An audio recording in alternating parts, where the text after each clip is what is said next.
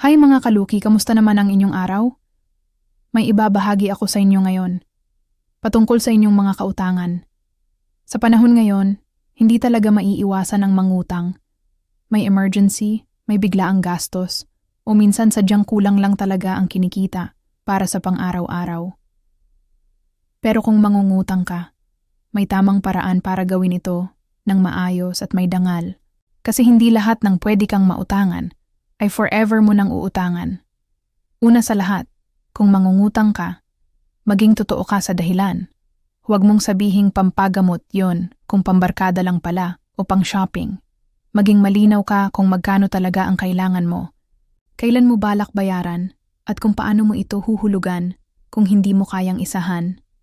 Tandaan mo, hindi lang pera ang hinihiram mo, pati tiwala ng kausap mo. Kaya kapag sinabing babayaran ko sa Biyernes, siguraduhin mong kahit finifimta lang yon. Nandyan ka sa Biyernes para tuparin ang pangako mo dahil kahit maliit ang halaga, malaki ang epekto sa reputasyon mo.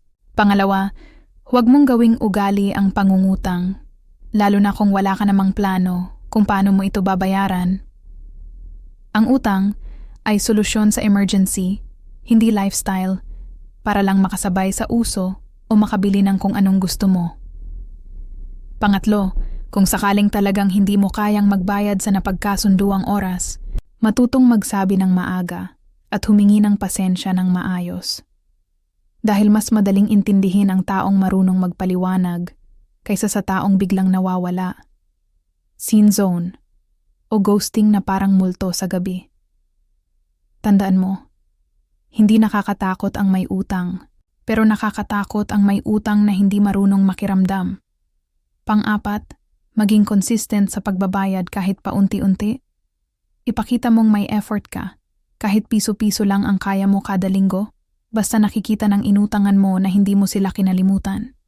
Panghuli, kapag nakabayad ka na sa utang mo, huwag mo na agad sundan ng pahiram ulit. Bigyan mo rin ng pahinga ang taong tinulungan ka, kasi baka sa sobrang tiwala mo, nakakalimutan mo nang nahihirapan din sila minsan. Ang tunay na responsableng tao ay hindi lang mahusay mangutang, kundi mas lalong mahusay magtaya sa sarili para makaahon at hindi na umasa sa pautang habang buhay.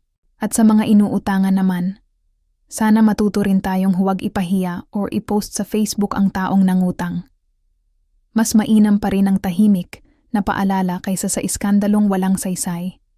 Sa dulo, ang pera ay napapalitan, pero ang tiwala at respeto ay mahirap buuin kapag nasira na.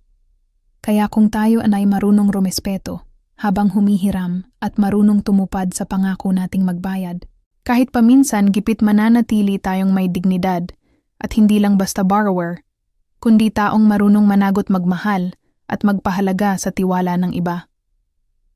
Hanggang sa muli, ito ang inyong Ate Luki. Yay!